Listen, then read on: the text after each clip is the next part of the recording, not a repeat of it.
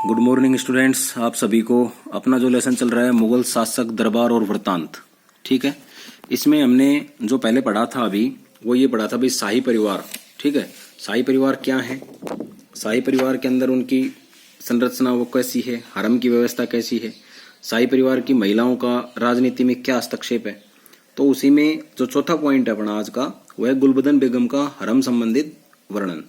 यानी जो हरम था, यानी हरम एक तरह से जो मुगल दरबार में महिलाओं का और रानियों का, पटरानियों का, उपपत्नियां हैं जो है ना, उन सब का क्या था, एक स्थान था जहाँ राजा के निवास करते थे, रात्रि में सोते थे वहां पे, और वो सबसे ज्यादा वहां पे सुरक्षित होते थे।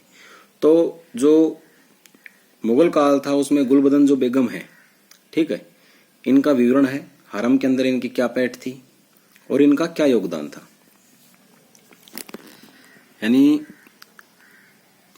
गुलबदन बेगम बाबर की पुत्री और हुमायूं की बहन थी। यानी जो गुलबदन बेगम है, ठीक है, ये जो बाबर हैं मुगल काल के जो प्रथम जो जिन्होंने मुगल काल की स्थापना की थी बाबर ने, उनकी बेटी है। और हुमायूं जो बाबर का बेटा था उनकी बहन है। और उसने हुमायूंनामा लिखा। किसने हुमायूंनामा लिखा? गुलबदन बेगम ने ही हुमायूंनामा लिखा था। इससे बिल्कुल मतलब स्पष्ट होता है कि पढ़ी लिखी थी। वह फारसी व तुर्की की विशेषज्ञ थी। दो भाषाओं का ज्ञान था इनको, गुलबदन बेगम को फारसी का और तुर्की का। वह महिला होने के नाते हरम की सदस्य थी। यानी गुलबदन बेगम महिला थी तो हरम की सदस्य तो होना ही था, इसलिए उसके पास इस बारे में काफी अच्छी जानकारी थी। किसके बारे में? हरम के बारे में। दूसरी ओर हुमायूंनामा मुगल शासकों की प्रशस्ति थी। जो हुमायूंनामा जो लिखी थी इसमें मुगल जो शासक थे उनके बारे में ये लिखी गई थी। वह स्वयं शाही परिवार के सदस्य थी तो उसे अतिशयोक्तिपूर्ण शब्दों के प्रयोग करने की आवश्यकता भी नहीं थी।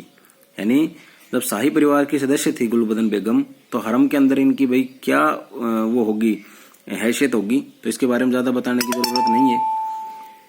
गुलबदन बेगम ने शहजादों तथा शहजादियों के बचपन के बारे में लिखा है।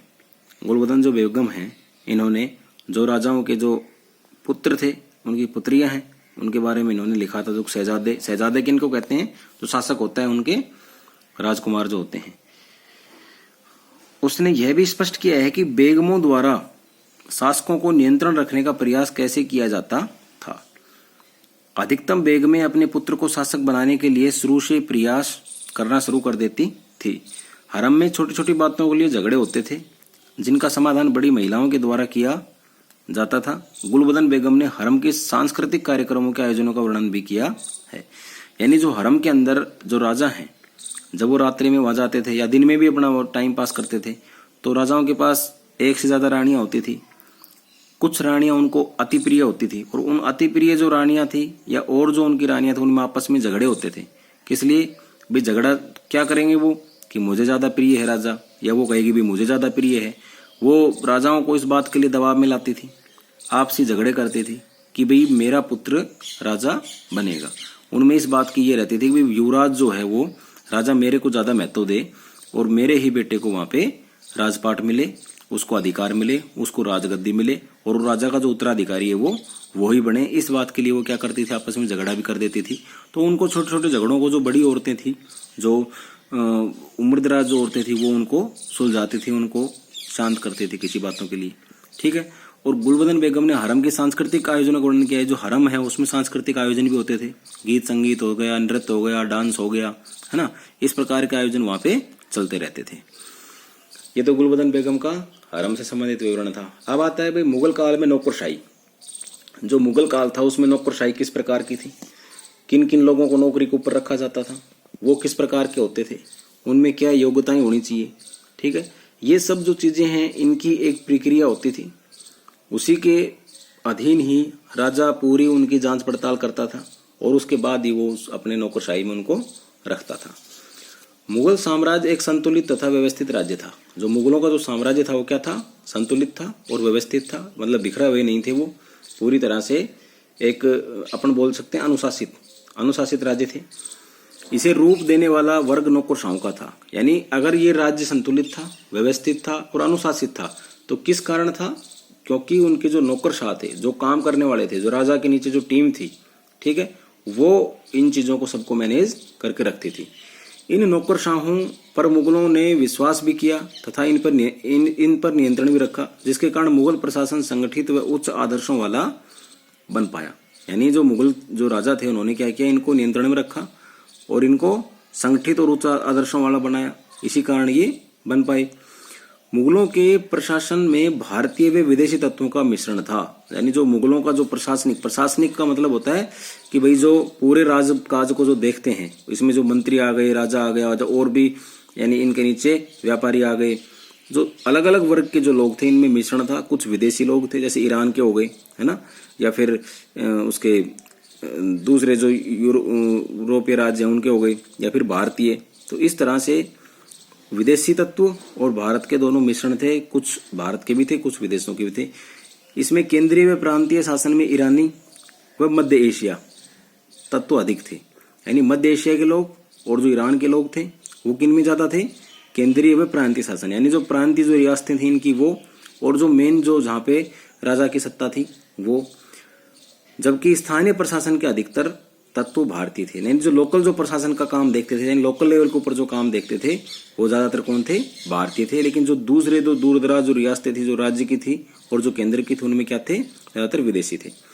अब नौकरशाहों की नियुक्ति प्रक्रिया, यानी इनकी नियुक्ति कैसे की जाती थी, इनको कैसे रखा जाता था। मुगल काल में मुगल शासन में शासक सबसे ऊपर थे, उनका उसकी शक्तियां असीम थी। असीम का मतलब होता है कि अनंत शक्तियां थी उसके पास। सबसे ऊपर कौन था, राजा था, राजा का ही कहना सबसे ज्यादा माना जाता था, जो शासक था। अबुल फजल स्पष्ट करता है कि मुगल साम्राज्य में सत्ता की संपूर्ण क्रिया एकमात्र बादशाह में निहित थी। यानी पूरी तरह से जो मुगल साम्राज्य थी उसकी जो सत्ता का संचालन था, जो पूरी ताकतें थी वो बिखरी हुई नहीं थी, वो संगठित थी और वो पूरी तरह से किसके पास थी, वो सारी ताकतें राजा के पास थी। साम्राज्य के बाकी सभी लोग उनके आदेशों की पालना करते थे। यानी जितने भी जो बाकी लोग हैं पूरे साम्राज्य के, वो सब राजा के आदेश की पालना सुनिश्चित करते थे, उनका कहना मानते थे। वह व्यवस्था को चलाने के लिए योग्यता के आधार पर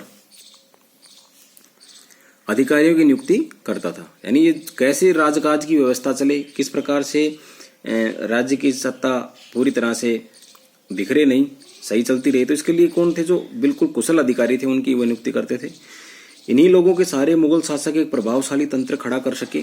और नियुक्ति के संदर्भ में हमें यह ध्यान रखना चाहिए कि यहाँ किसी व्यक्ति के दरबार में आने तथा सेवा से निवृत्त होने की कोई आयु नहीं थी। यानी जैसे अभी है भैया, तो 15 साल आप सर्विस करो या 32 साल करो या 58 वर्ष की आपकी उम्र हो जाए तब, तो एक जो निर्धारित एज होती है वो एज उसमें वहां पे नहीं थी। अगर कोई व्यक्ति कार्य कुशल है, उसको कार्य करने की दक्षता हासिल है और वो लगता है राजा का मन जीत रहा है और राजा जिस प्रकार से अपने राज कार्य चाहता है वैसे कार्य वो संपन्न करवा रहा है, तो उसको राजा अपने पास में रखता था।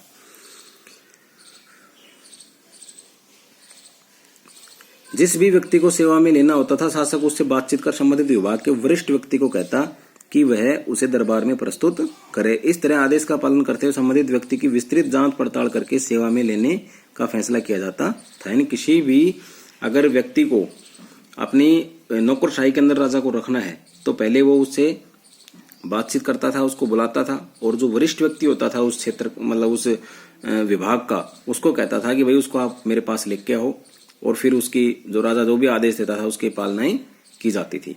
तो ये नौकरशाहों की नियुक्ति प्रक्रिया हो गई मुगल काल में नौकरशाही। और हमने आज गुलबदन बेगम का हरम से संबंधित विवरण पढ़ा। अब आगे है भी नौकरशाहों का समूह कैसा होता था और मनसबदारी प्रथा, अभिजात वर्ग की सैन्य गतिविधियां, है ना, नौकरशाही के प्रति दरबार का व्यवहार, नौकरशाहों पर नियंत्रण, अभिलेख विभाग, सूचना, यानी राजा के जो अलग अलग विभाग थे वो किस प्रकार से चलते थे। नौकरशाही के अंदर सारे विभाग आ गए, वो हम आगे पढ़ेंगे। तो आज के लिए इतना ही। मैं इसमें कुछ क्वेश्चन दे रहा हूँ आपको, उसको आप अपनी नोटबुक में आपको लिखना है।